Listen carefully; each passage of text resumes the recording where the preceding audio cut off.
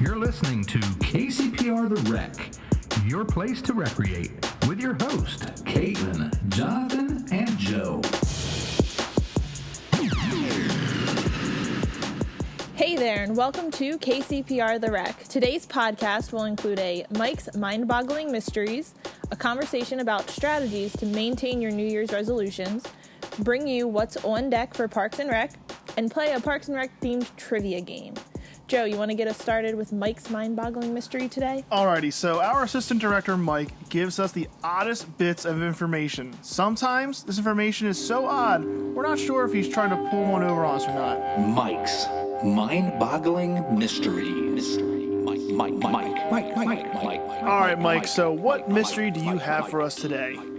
Joe, you remember the other day when you asked me about why one of the parks employees was wearing cowboy chaps? Yeah.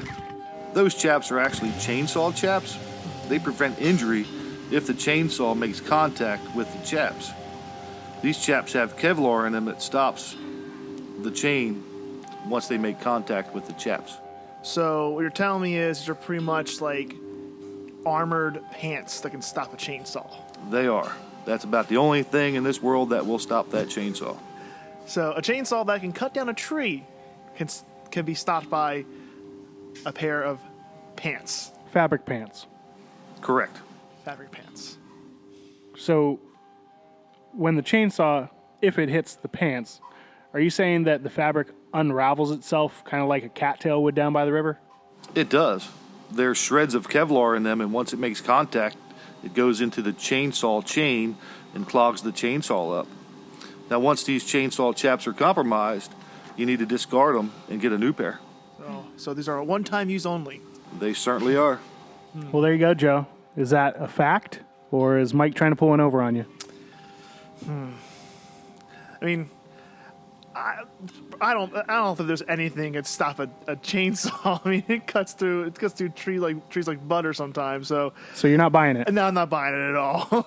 Okay, Joe, you're going to have to check it out on YouTube. Sounds like maybe you should be buying yourself a pair of those chainsaw chaps, buddy. Maybe I will. You know, they seem pretty fashionable. For less than orange, I can start wearing around, making sure no random chainsaws come up my legs anytime soon. Into the rec room. All right, so we wanted to welcome a guest into the studio this morning. He is Mr. Jonathan Bailey. He's a fitness manager over at Delaware State University. He offers programs to Kent County Parks and Recreation like yoga, ab attack, and kung fu. John has earned his bachelor degree in movement science and is now working on his master's degree. John, welcome to the show. Hey, thanks for having me. Welcome, John. Thanks for coming on. Thank you. So as you know, January 30, it's almost getting into February, and this is pretty much the time where folks kind of abandon that New Year's resolution, the whole New Year, New Me thing. That was like 4 weeks ago. So we wanted to talk about strategies and goal setting and ways that people can maintain that New Year's resolution, especially if it had to do with health and fitness. So what do you guys think is the best approach to maintaining those New Year's resolutions? Well, I know for me, the biggest thing is you got to be realistic. You're not going to go in there, think, you know what? In about 3 weeks or 4 weeks, I'm going to turn into Dwayne "The Rock" Johnson. I'm going to grow, about, a foot of height. I'm going to put on about like 40 pounds of muscle, shave my head, and get a nice beard. tribal tattoo.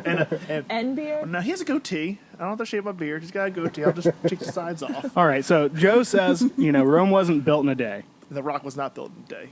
Right. So my advice for the best approach is to take small steps. So if you're not already used to going to the gym or, eating lots of fruits, vegetables, just eating healthy in general, don't try to put too much on your plate, if you know what I mean. So just take those small steps, cut small things out, just plan for success. Yeah, so I agree with both of them. You just have to pick the right goals. Sometimes you have, not everybody's body's the same, so You got to have a different approach. yeah, you just have to have a different approach about it and think about your specific goals and your specific body.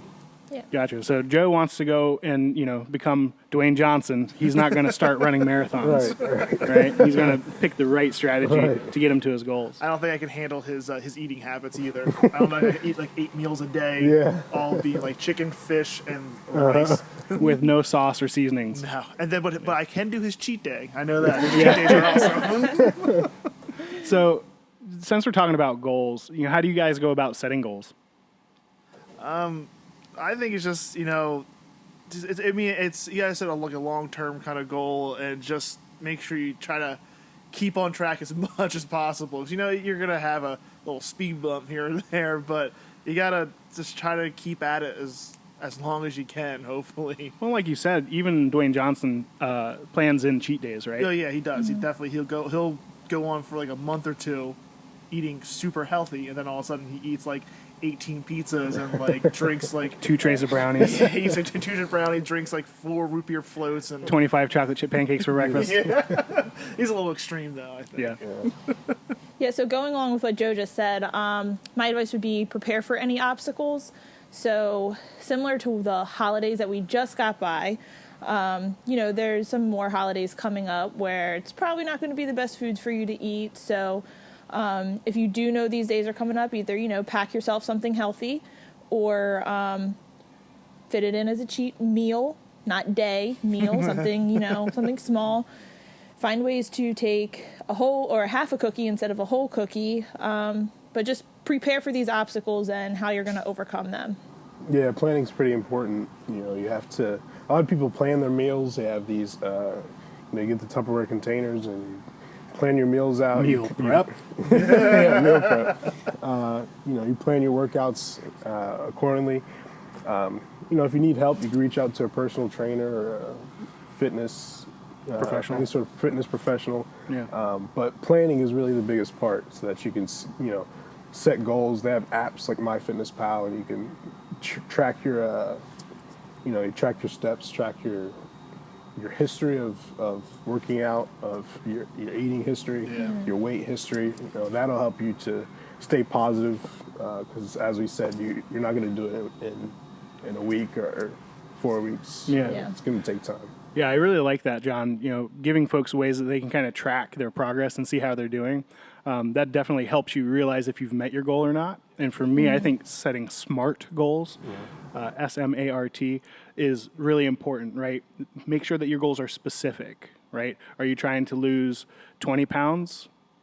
Are you trying to lose 30 pounds? Are you trying to gain 15 pounds, right? What's your goal? And be specific about it. Make sure it's something that's measurable, right? I want to feel better. Mm-hmm. Well, how are you going to gauge if you're feeling better, right? It should be something that can be measured. You should set attainable goals. Like Joe and I mentioned earlier, you can't just grow a foot tall and add 6 inches to your bicep, overnight, right? It needs to be attainable, something that's kind of realistic. The next part of it, make sure it's realistic. And then, of course, factor in time. How much time are you going to give yourself to try to accomplish these goals? And I think Caitlin mentioned it earlier, setting smaller goals for yourself so that you can feel like you're being successful all the way through. Break down into smaller chunks of time. Don't just, in a year from now, I'm going to this. Okay, well, where are you going to be in 2 weeks? Yeah. Mm-hmm.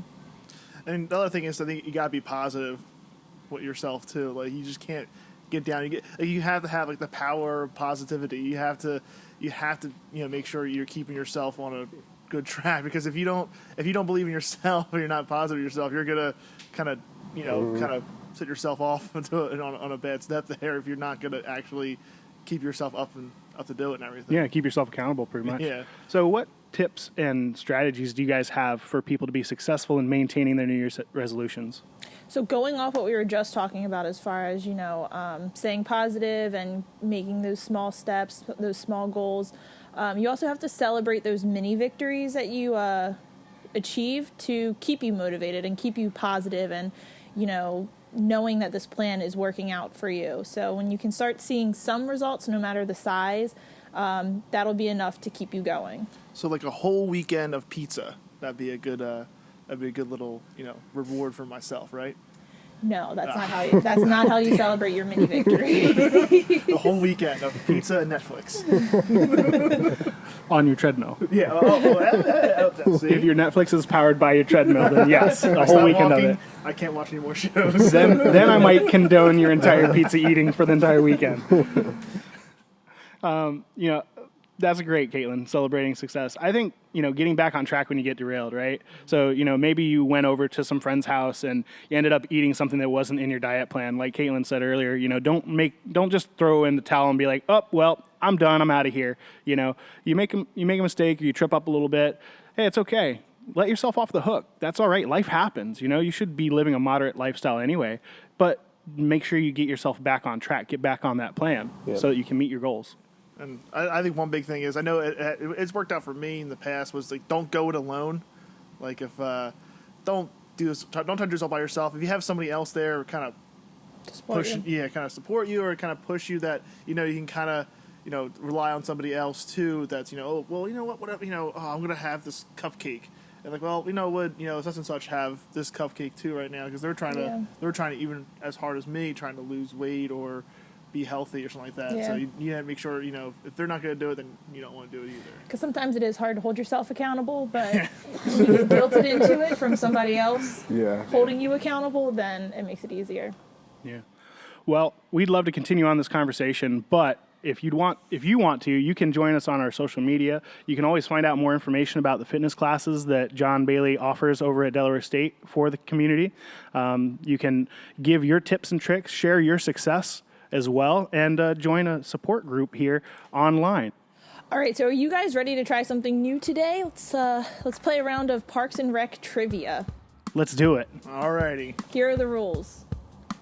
You guys There are must no rules. write down the answers on your paper after I ask you the question, and then show me your answer when you are ready. Okay. Sound good? I got it. All right, so first question. Tom Haverford is a serious entrepreneur. Which of these is his first company?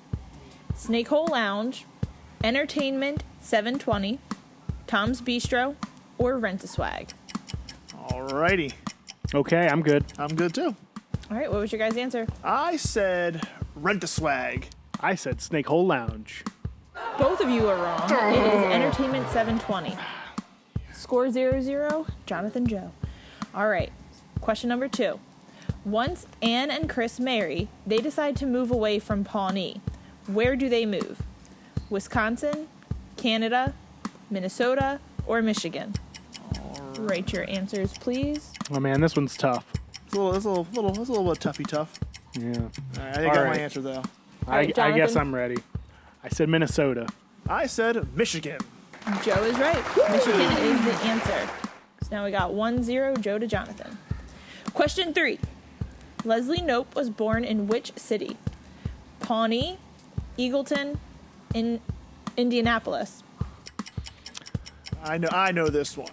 Yeah, I don't. I'm going to have to guess. All right, so. I'm going to guess Indianapolis. Well, I know that Leslie Knope hates this place, and she hates that she was born there. She hates that she's born in Eagleton. Ironically, correct. Joe is correct. Eagleton is the answer. So was it 2-0? Yes, Joe's it up. is. All right, question 4. Ben's minor success as a game developer helps the gang in later seasons. What was the name of this game? Cones of Dunshire, Rods of Dawn, Spheres of Sussex, Cubes of Gavilan. This is also another tough one too. So again, I'm going to guess Spheres of Sussex. I'm gonna go with Cones of Dunshire. Correct, Joseph. Man, Joe. Up 3-0. All right, John. Last question. All right. Treat Yourself is one of the most iconic creations in Parks and Recreation. When describing the day, what don't Tom and Donna recommend you buy? Mimosas, fragrances, fast cars, or fine leather goods? I don't know. All those things sound like you're going to treat yourself. Treat yourself. All right. John, you first? Yeah. You ready, Joe? Yep, I am ready. I'm going to say fragrances. I'm gonna say fast cars. Joe's correct again. Shut out. 4-0. I have a treat yourself mug at home that I drink my coffee in every Saturday. Joe, how many pizzas have you been eating while you're watching all that Netflix? I think I watched the complete series of Parks and Rec when I was on my little treadmill. Man, you got me beat, brother. Nice work. Good job, guys. Treat yourself. All right, so let's take a look at some programs starting up in February. We have a variety of classes to keep you moving and active. As we spoke about the fitness classes with Mr. Jonathan Bailey, we have vegetable garden, essential oils, Reiki classes, kids yoga, aquasize, a variety of martial arts classes, soul line dancing, and tot and fun roller skating, along with some indoor swimming lessons. February 9th, if you're interested in going out to the parks, at Brecknock Park, we have a scavenger hunt. If you would like to register for any of these programs, check out our website. Hold on a second here. I did not know last week or last time we did this. I didn't know we had a little jingle now to go with our website. It kind of caught me by surprise. We're the big time now, Joe. I was floored by this. I am so excited that now we have a jingle with our very own musical artist here. K-Money. I thought it was a little hiccup. www.co.kent.de.us/parks-recreation.aspx. Now that's going to be stuck in my head all day. Good, it's supposed to be. Well, we sure did have a lot of fun today. We hope you did as well. Thank you for spending your time with us. If you like this podcast, and check us out on our next episode. We're going to talk about teamwork, give you a new segment with Jonathan's bad dad jokes, and we're going to talk about some upcoming programs. I'll catch you on the flip side. Check you later. Stay classy, Kent County.